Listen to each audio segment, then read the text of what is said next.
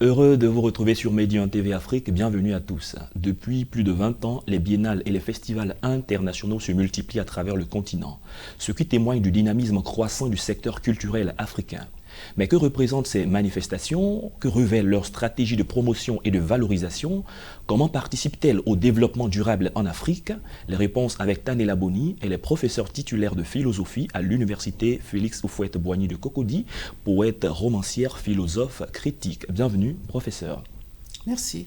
Avec vous, nous parlerons du Festival Poétical 2020, enjeux et défis. Et précision importante, vous avez été présidente de l'Association des écrivains de Côte d'Ivoire de 91 à 97, organisatrice du Festival international de poésie de 98 à 2002. Vous êtes membre de l'ASCAD, qui est l'Académie des sciences, des arts, des cultures d'Afrique et des diasporas africaines, et commandeur dans l'ordre du mérite culturel de Côte d'Ivoire. Je dirais félicitations, professeur. Merci à vous. Qui est poète? Je pense que certains pensent que justement on est poète. Moi je dirais simplement que on devient poète. Devient poète. On devient poète. Mais la question revient toujours. Si on devient poète, comment peut-on identifier un poète? À quel signe, à quelle caractéristique dire qu'un tel, il est poète? Est-ce parce qu'il parle bien, par exemple? C'est pas seulement le fait de bien parler. On peut se dire que quand on a écrit un poème, on est poète, mais c'est pas seulement cela. Moi, je dirais que être poète, c'est être habité par une certaine nécessité intérieure, comme le disait le poète Rilke.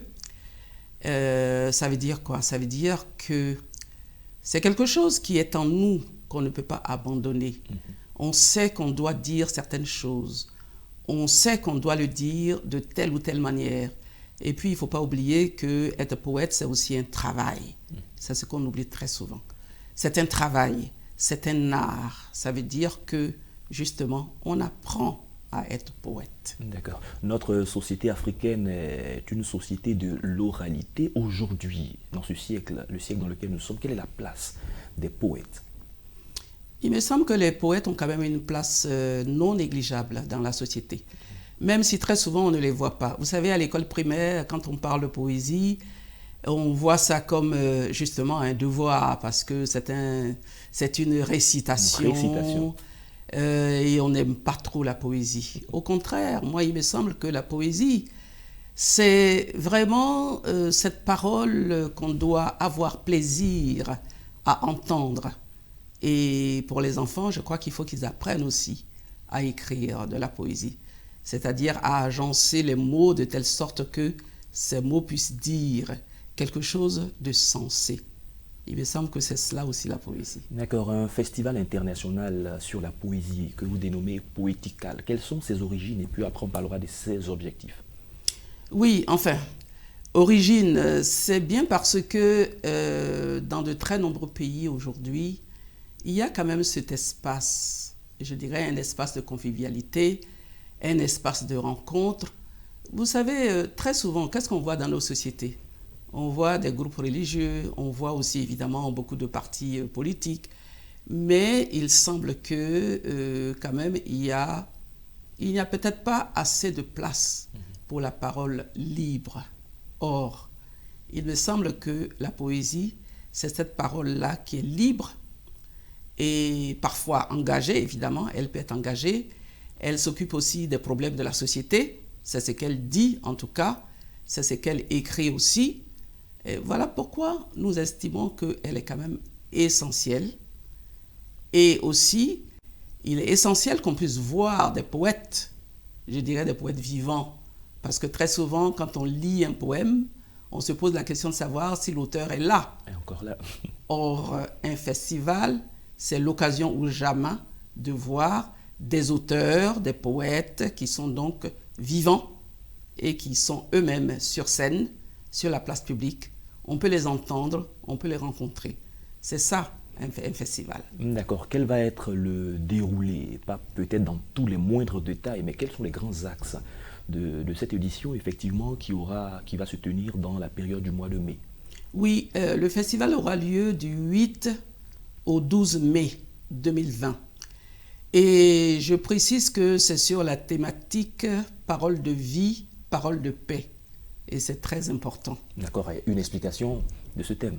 Oui, parole de vie. Pourquoi? Parce que quand nous vivons, nous avons peut-être des problèmes, nous sommes peut-être heureux et c'est tout cela que nous exprimons dans nos textes. Parole de paix, pourquoi? Parce que nous avons besoin de paix ici en Côte d'Ivoire, en Afrique et partout dans le monde. Vous savez, il y a la violence un peu partout. Ouais. Nous avons besoin de paix. Voilà pourquoi cette édition porte sur parole de vie, parole de paix. Maintenant, le déroulé, il va y avoir une ouverture, évidemment.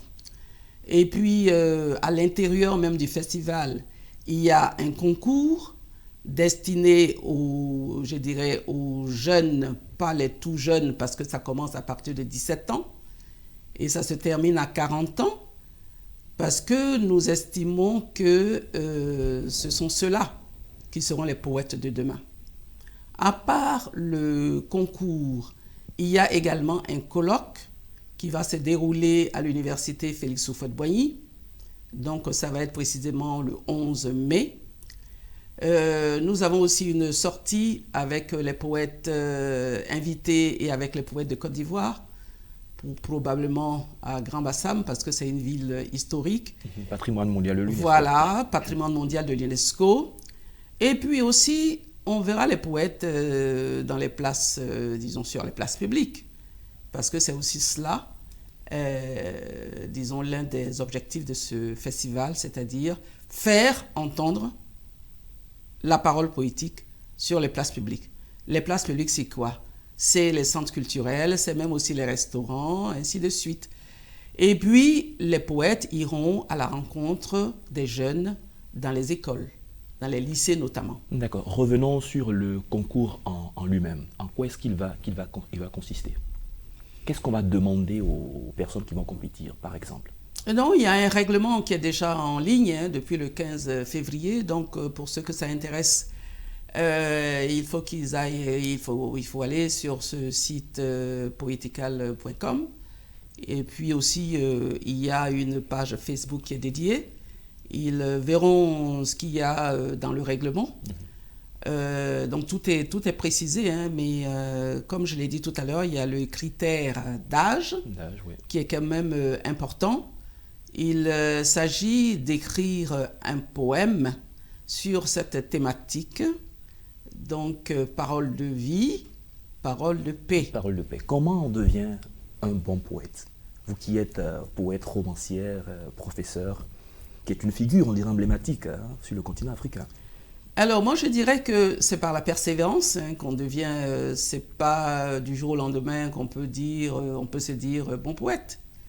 Encore une fois, on remet toujours le poème sur le métier, c'est-à-dire on reprend, on recommence, on écrit peut-être 1-2 vers et puis on laisse reposer une semaine, ça peut être 2 mois, ça peut être 3 mois, mais il ne faut pas aussi oublier que parfois, un poème peut naître d'un seul jet, c'est-à-dire en 5 minutes, on peut écrire un poème et ne pas changer un seul mot. Ça dépend de l'état dans lequel on se trouve. Quelqu'un dira ça dépend de l'inspiration. De l'inspiration, moi je dirais peut-être que ça dépend de l'habitude, ça dépend aussi encore une fois, de l'état. Moi je ne dis pas toujours inspiration, mais de l'état dans lequel on se trouve. On peut être ému devant une situation. Par exemple, là, vous savez, il n'y a pas très longtemps, il y a un jeune qui est mort dans le train d'atterrissage d'un avion. Ce n'était pas la première fois. J'avais déjà écrit des poèmes là-dessus, sur cette situation dramatique. Parce que c'est réellement dramatique que les enfants d'Afrique puissent sortir d'ici et aller ailleurs dans des conditions aussi terribles. D'accord. Professeur, après cette édition, quelles sont les perspectives? Et c'est là qu'on va terminer. Oui, disons que ce n'est pas seulement une seule édition, c'est ce que nous espérons.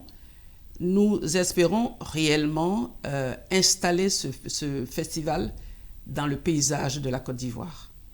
Et c'est vraiment ce que nous espérons. Et nous espérons justement que le public va s'intéresser de plus en plus à la présence de ce festival. Et nous espérons aussi que les Africains évidemment les poètes des autres pays africains s'intéresseront à ce festival parce que c'est réellement important que les poètes puissent se rencontrer et dire leurs paroles de paix ensemble. Et tout ceci pour le développement du continent africain. Nous vous dirons très bon vent et plein succès au Festival Poétical 2020. Merci, professeur. Merci à vous. D'avoir accepté notre invitation. Vous êtes Tanela Boni, professeur titulaire de philosophie à l'université Félix Houphouët-Boigny de Cocody, poète, romancière, philosophe, critique.